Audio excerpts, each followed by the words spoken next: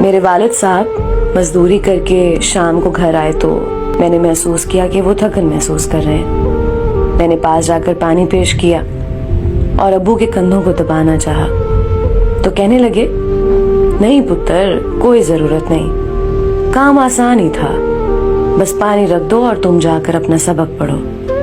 میں ابو کے کہنے پر دوسرے کمرے میں چلی گئی اور امی سے کہا کہ امی ابو کا خیال رکھا کریں، آپ تو انہیں بالکل ہی نہیں پوچھتی، جیسے وہ صرف پیسہ کمانے والی مشین ہے۔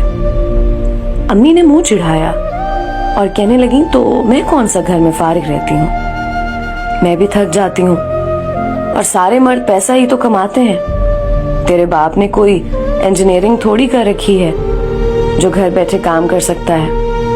میں امی کی بات سن کر حیران ہو کر اپنے کمرے میں چلی گئی اور سوچنے لگی کہ میرے گھر میں جو کھانے پینے کا سامان آتا ہے وہ ایک ایسا شخص لاتا ہے جس نے کبھی تھکن محسوس نہیں کی، اور اس کی بیوی اسے پانی دینے کو تیار نہیں۔ مجھ سے رہا نہ گیا، میں ابو کے کمرے میں گئی۔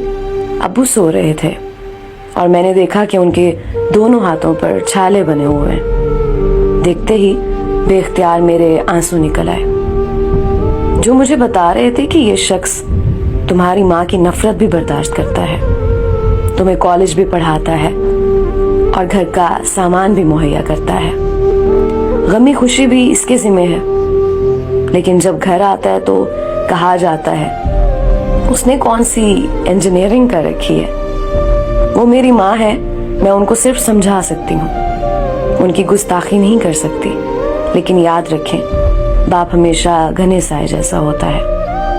اگر ماں کے قدموں تلے جنت ہے تو نبی کریم صلی اللہ علیہ وآلہ وسلم نے فرمایا کہ باپ اس جنت کا دروازہ ہے۔